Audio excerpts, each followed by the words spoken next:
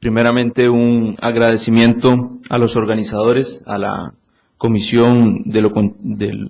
Derecho Administrativo del Colegio de Abogados por invitarnos como Contraloría General de la República a participar de este seminario. Quiero aprovechar también para señalar que para la Contraloría General las herramientas del Código Procesal Contencioso Administrativo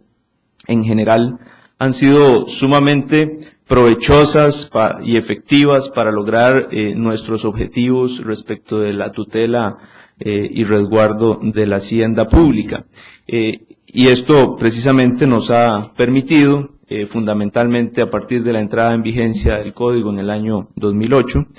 tener una práctica cotidiana en la jurisdicción contencioso-administrativa. No somos grandes contribuyentes desde el punto de vista quizá de la cantidad de procesos, pero al menos sí clientes frecuentes de la jurisdicción, y tenemos un equipo de abogados y abogadas que tienen una participación muy activa en los procesos que llevamos, y eso hace también que tengamos un contacto permanente con la jurisdicción que nos sirve para plantear algunas de las observaciones que yo me voy a permitir comentar aquí. Son básicamente cinco aspectos que me gustaría señalar en relación con la audiencia de juicio, pero antes tal vez una reflexión de orden un poco más general y estructural, que tiene que ver con la visión que se tiene del proceso oral, y cuál es el fin verdaderamente que se busca de una audiencia de juicio, y cuál es el modelo y la visión que el Código estableció para estos efectos, porque hemos escuchado que es en el juicio donde realmente existe el conflicto y se resuelve el litigio, que el juez debe resolver fundamentalmente con lo que vea y oiga en esta audiencia de juicio. Sin embargo, yo personalmente considero que hay algunos vacíos, tal vez algunos aspectos un poco incipientes en la regulación de la audiencia de juicio, porque pensemos, por ejemplo, en aquellos supuestos donde no hay audiencia de juicio, que un poco se comentaba en la mañana, y no me refiero particularmente a los procesos de puro derecho, entendidos como aquellos en donde la controversia versa sobre un aspecto, un extremo exclusivamente de carácter jurídico de la interpretación de una norma, sino de aquellos casos en donde no existe prueba testimonial o pericial que evacuar en una audiencia de juicio, y por lo tanto, conforme a la norma del 98.2 del Código, se prescinde de esta audiencia. Ya se hacía la crítica en la mañana sobre un poco la pérdida de la inmediación subjetiva en este supuesto, en tanto las conclusiones se rinden ante el juez tramitador y no el tribunal que va a decidir el asunto. Bueno, yo quisiera ir un poco más allá y plantear si realmente no es posible llevar a cabo una audiencia de juicio en donde se pueda entrar a realizar un debate incluso sobre la prueba documental que ha sido incorporada al proceso. Por supuesto que habría que pensar en las particularidades de esa audiencia, y no me refiero, por supuesto, a la lectura de documentos, sino a un verdadero debate y contradictorio de fondo, aún sobre la base de prueba documental, que pueden ser informes, resoluciones, actos administrativos, etc.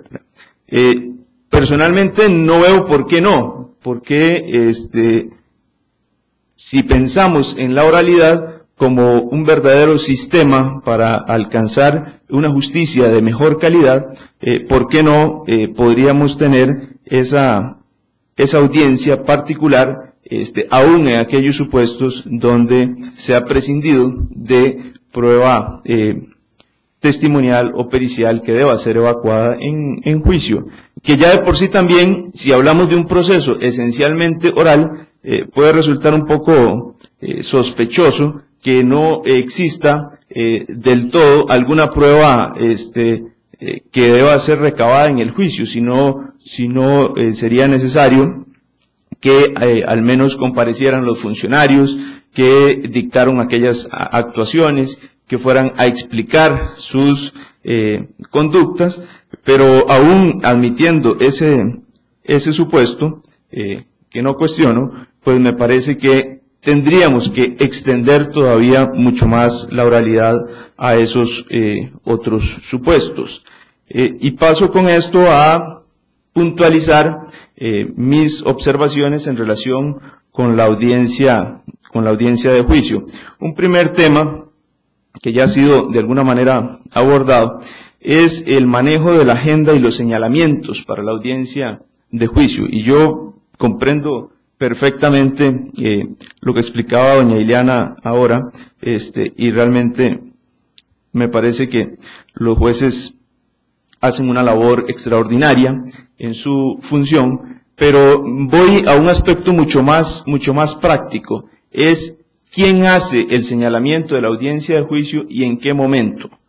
porque son a veces esos pequeños detalles los que marcan la diferencia en la duración de un proceso. Si vemos la regulación procesal, específicamente en el Reglamento Autónomo de Organización y Servicio de la Jurisdicción Contencioso-Administrativa, artículo 60, inciso 5, se supone que el juez tramitador debe hacer el señalamiento de la audiencia de juicio, en coordinación con los jueces de juicio, por supuesto. Luego la regulación puede resultar un poco más compleja si contrastamos esa norma con el 73 del mismo reglamento, que dice que lo hace el juez de juicio en coordinación con el juez tramitador. Pero al margen de quién lo hace y quién coordina con quién, particularmente considero que el señalamiento de la audiencia de juicio en la conclusión de la audiencia preliminar es una oportunidad que no debería de desaprovecharse, porque en ese momento están todas las partes que han participado de la audiencia preliminar y con todas las partes ahí es mucho más fácil hacer un señalamiento que resulte efectivo también para evitar suspensiones y posposiciones de las audiencias posteriormente. Es un asunto de tiempo fundamentalmente y de oportunidad. Particularmente considero que sería mucho más provechoso que se hagan pues las coordinaciones administrativas que deban hacerse, pero que se aproveche esa oportunidad. Porque si hay un abogado, por ejemplo, que ya tiene un señalamiento previo, lo puede advertir en ese momento y es mucho más fácil buscar un espacio en agenda, aunque este señalamiento puede diferir un poco en el tiempo, pues al menos me parece que podría lograrse una mayor efectividad en el señalamiento de esas audiencias y también imprimirle más celeridad al proceso. El otro aspecto que quisiera comentar es el saneamiento en la audiencia de juicio. Ya doña Ileana tocaba ese punto, nos explicaba cuál es el sentido, cuál es la finalidad de este saneamiento, y yo comparto completamente esas observaciones. Sin embargo, me parece que se debe ser muy cuidadosos y muy rigurosos con incorporar ese tipo de aspectos, particularmente en el trámite de la audiencia de juicio, porque no se deben ni se trata de repetir etapas que corresponden a la audiencia preliminar. Estaríamos hablando entonces de aspectos fundamentalmente excepcionales que puedan presentarse y que hayan escapado al conocimiento del juez y de las partes hasta ese momento. En la práctica lo que hemos visto es que se arranca la audiencia de juicio precisamente consultando a las partes si consideran que hay algún aspecto que sanear. Y como normalmente hay por lo menos una parte que no quiere que el proceso avance, pues se plantean todo tipo de gestiones de carácter dilatorio, y eso hace que el proceso se vuelva más lento y que se retrase. Hay algunos aspectos que pueden ser un poco más difíciles de abordar acá, como el tema del filtro de la prueba. En la experiencia de participación en audiencias de juicio, hemos visto, por ejemplo, que se pasa el filtro de la prueba en la audiencia preliminar, se llega a la audiencia de juicio y el tribunal incorpora todo aquello que no fue admitido en la audiencia preliminar. Entonces, ¿para qué sirvió la audiencia preliminar? Nos hubiésemos ahorrado eso y se hubiera admitido todo el expediente administrativo y toda la prueba sin tener que pasar por esa delimitación a la que, pues lógicamente y razonablemente, el Código somete a las partes y al juez en la audiencia preliminar. Pero bueno, temas todavía más complicados, la integración de litis, que se puede plantear en cualquier etapa del proceso, y entonces no quiero que me lo tomen como un mal consejo, pero hoy por hoy cualquiera suspende una audiencia de juicio, porque llega a la audiencia, plantea un tema de integración de litis, lo que se resuelva ahí tiene recurso de apelación y no continúa esa audiencia. Y se pospone por una cantidad de tiempo que puede ser considerable. ¿Qué remedio se puede dar a esta situación? Bueno, yo creo que esencialmente se debe ser bastante estricto en este aspecto de saneamiento dentro de la etapa de juicio, o revisar también qué es lo que está pasando con la audiencia preliminar y por qué no se está cumpliendo las finalidades de la audiencia preliminar en esos supuestos. Y aquí yo quisiera atreverme tal vez a plantear algo que me ha parecido a mí que en la práctica ha sido sumamente provechoso, que es el esquema que se sigue en los procesos de trámite preferente, donde el mismo tribunal concentra las funciones de tramitación y de decisión, y hace incluso una audiencia única donde se revisan todos los aspectos y se prepara el asunto para la decisión final. Particularmente creo que es un modelo, por lo menos desde el punto de vista del proceso, mucho más eficiente, efectivo para lograr los objetivos de la resolución del caso. Habría que ver otros aspectos como los costos que esto conlleva y otro tipo de valoraciones de carácter probablemente administrativo. El tercer aspecto es en cuanto a las suspensiones y posposiciones de las audiencias. Yo creo que el tribunal ha tomado buenas prácticas en este tema, como hacer los recordatorios a las partes respecto de los señalamientos pendientes. Pero bueno, esto es un lastre con el que cotidianamente se tiene que lidiar en las audiencias de juicio. La regulación procesal, entiendo yo, trató de dar una solución a este aspecto. El artículo 86, inciso 4 del Código, dice que solamente se puede diferir por una vez la audiencia. La constitucionalidad de esta norma, que podría generarnos dudas, fue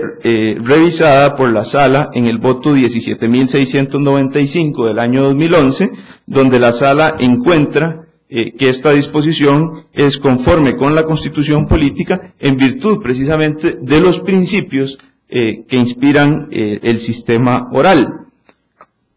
¿Qué se puede hacer? Bueno, me parece que a futuro tendría que pensarse en ir un poco más allá y exigir, por ejemplo, que los abogados tengan que designar 1 o 2 suplentes que necesariamente los sustituyan o que sustituyan al apoderado principal en caso de que éste no pueda asumir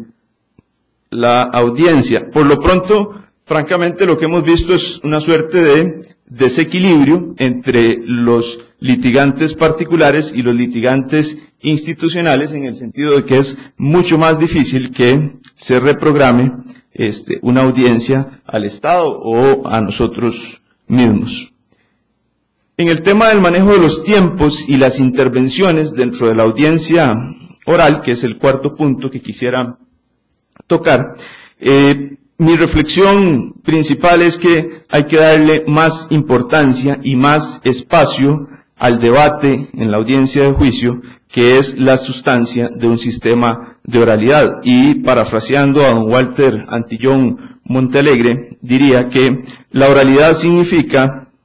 o se ratifica eventualmente,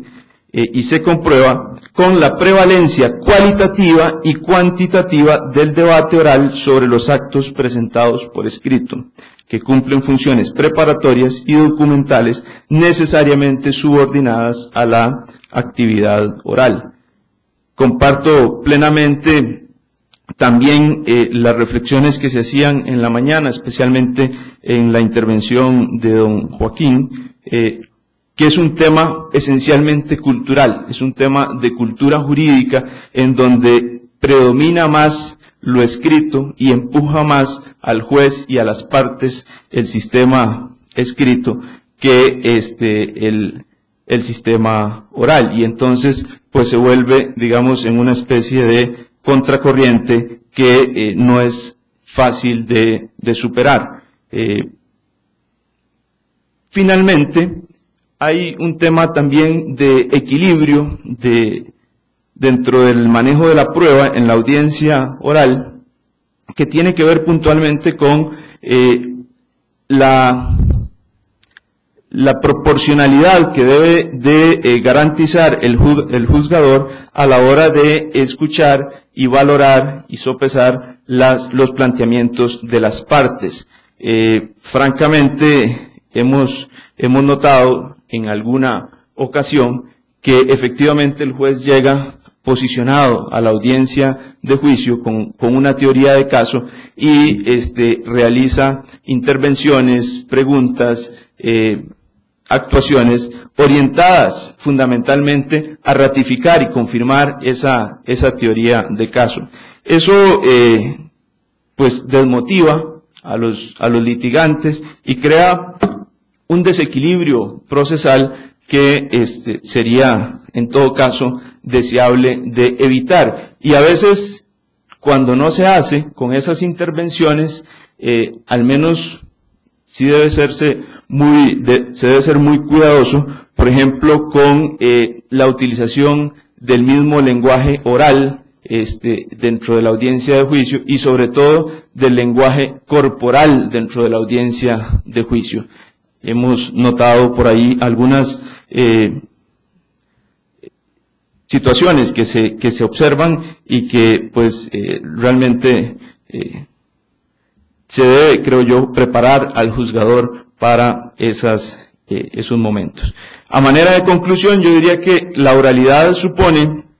una nueva cultura, un nuevo paradigma, y esto requiere a su vez también un cambio de actitud de las partes, de los litigantes, para sacarle el máximo provecho a las ventajas de la oralidad. Esto, por supuesto, pasa por un cambio en la cultura jurídica que implica asumir estos nuevos retos de la oralidad, romper un poco los moldes medievales del sistema fundamentalmente español y escrito que se ha impregnado en nuestro medio, y pues esto que hoy se plantea como la novedad, efectivamente es el rezago de esas situaciones que históricamente nos han permeado. El objetivo más importante de la oralidad, en mi opinión, sería acercarnos al objetivo de una justicia pronta y cumplida como lo dispone la Constitución política. Y me parece que en esto debemos trabajar todos de una forma comprometida para lograr que entre la interposición de la demanda y la audiencia de juicio transcurra el menor tiempo posible. Y que una vez que llega ese día tan esperado se pueda llevar a cabo el debate con todas sus finalidades. Muchas gracias.